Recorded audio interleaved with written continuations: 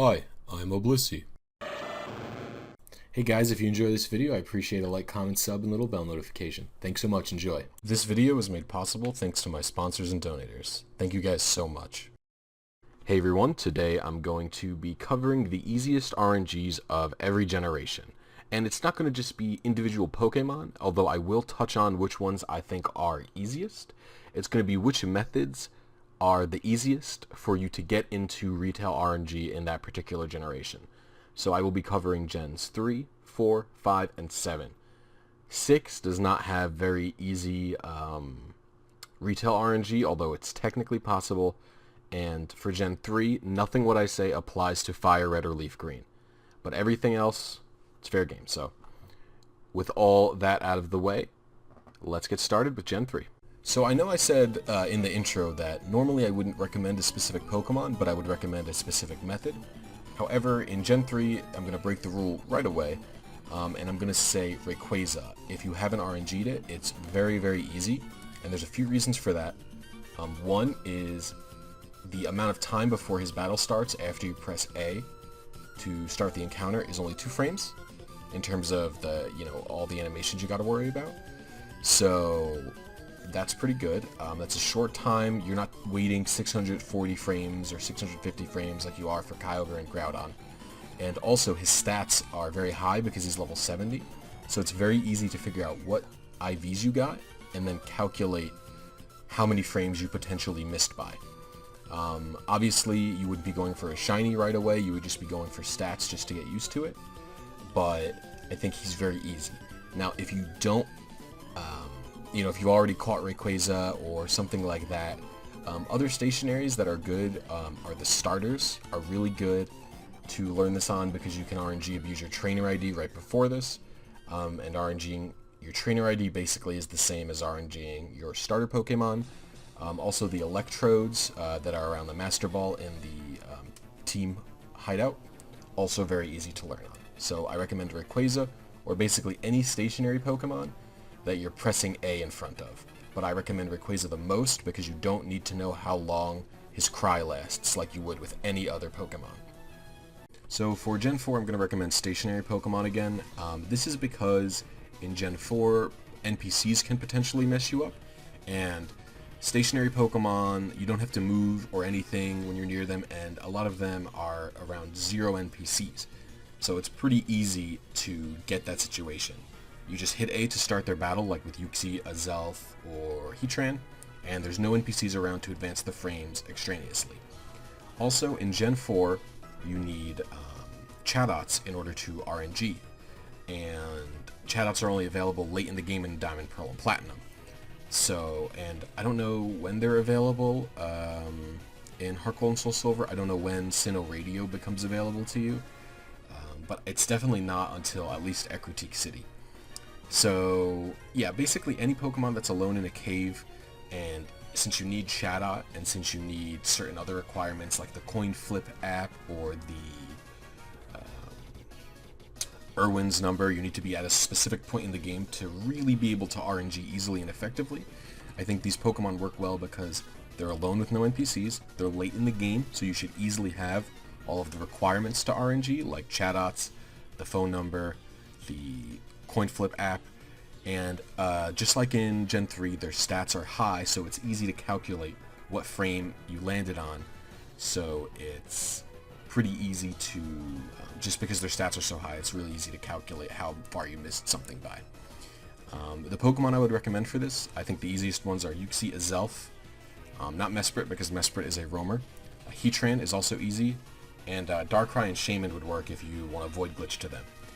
On top of that, I think in Heart Gold and Soul Silver, your best bets are probably Suicune and who is it? The Hoenn trio as well. Kyogre, Groudon, Rayquaza. Also very, very, very easy to get those. So let's move on to Gen 5, where I think you'll find it's a similar story. So in Gen 5, I don't think this is going to come as a shock to anyone. It's going to be stationary Pokemon. Now I know it seems like I'm doing stationary Pokemon in every gen, but there's kind of a reason for that. And it's that stationary Pokemon are alone, so no NPCs can mess up you, and you're not doing anything extra. For egg RNGs, you're going to be, receiving the egg and RNGing twice, and there's going to be NPCs around you. Or for wild Pokemon, you have to have a sweet center, and you have to send in a specific spot, and you have to worry about encounter slots. So with stationary Pokemon, you don't have to worry about any of that. And Gen 5 is no different. So in Gen 5, I personally recommend for Black and White 1 anyway, I would recommend the Swords of Justice, so that is Virizion, Cobalion, and Terrakion. Virizion is in a nice place, like definitely by itself, no NPCs, and it doesn't have any dungeons that you would need to get to. Like it's not like a big, like Cobalion you have to go through a dungeon to get to, although you have to get to him first anyway, so whatever. And I think Virizion probably isn't that popular, so a lot of people might still have him. And that's Black and White 1, is those who I would recommend, but there's a few other Pokemon that you could go for in Black and White 1. Kyurem is also by himself, and Kyurem is actually who I would also recommend for Black and White 2. He is alone, so you don't have to worry about any NPCs or anything like that messing with you, and you need to be late in the game because, again, you need to have Chadots this generation, and in order for Chadots to be in your game at all, you need to have them migrated up from the whatever the Poke Transporter is. So I don't even think that's what it's called, but so yeah, I recommend Kyurem in both Black and White 1 and Black and White 2, and I recommend the Swords of Justice as well in Black and White 1. With that out of the way, I think we should move on to Generation 7. So Gen 7 is actually super interesting because it's kind of a tie. You see, Egg RNG is so different from regular RNG that I actually recommend it because it's so dang easy. And if you're starting a new generation, or a new save file in a Gen 7 game, Egg RNG becomes really, really easy and you can do it right away. So Egg RNG is really easy because there's zero timing involved. You don't have to time anything. No button presses, no nothing. All you have to do is count and put in info into a program.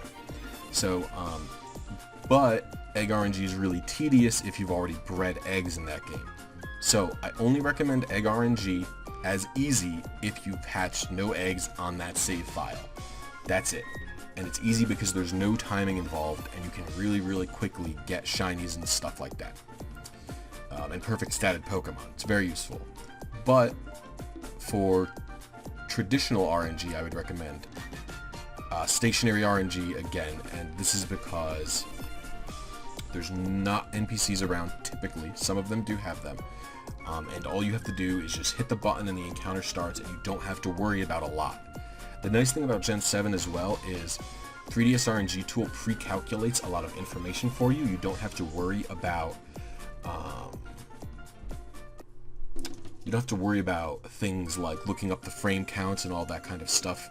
Whereas with the other 3 gens, you have to find some information by yourself at least. 3DS RNG Tool is a very all-in-one package. So for Pokemon that I would recommend for doing this, besides the Egg RNG, so this is just for stationary, Tapu Koko in Black and White 1, or in Black and White, in Sun and Moon and Ultra Sun and Moon is very easy and he's by himself, but you can't get him shiny. If you want to be able to RNG shinies, I would recommend in Ultra Sun and Moon going for Buzzwole or Guzzlord. Both of them are by themselves, they can be shiny, and there's no NPCs in those rooms. Tapu Fini, stay away from. There's 3 NPCs in that room for some reason, so technically it's not alone. But Tapu Lele and Tapu Bulu are also actually fair game. Tapu Koko is just the easiest one to reach. So those are all my recommendations for Pokemon and easiest RNGs in each generation. And thank you very much. If I had to pick an easiest generation to start learning, it's kind of tough because Gen 3 and 7 are actually very similar to each other, but they're very, very different from Gens 4 and 5. And Gens 4 and 5 are actually very similar to each other. So here's what I would personally recommend. If you have any generation to pick from, if you have access to every single one of them, it depends on your equipment. So let's say you have access to every game, but you only have a GBA and a 3DS, right? Gens 4 and 5 are very, very doable on a 3DS, but they do become harder to the point where I recommend, if you only have a 3DS to play regular DS games, learn Gen 7 first.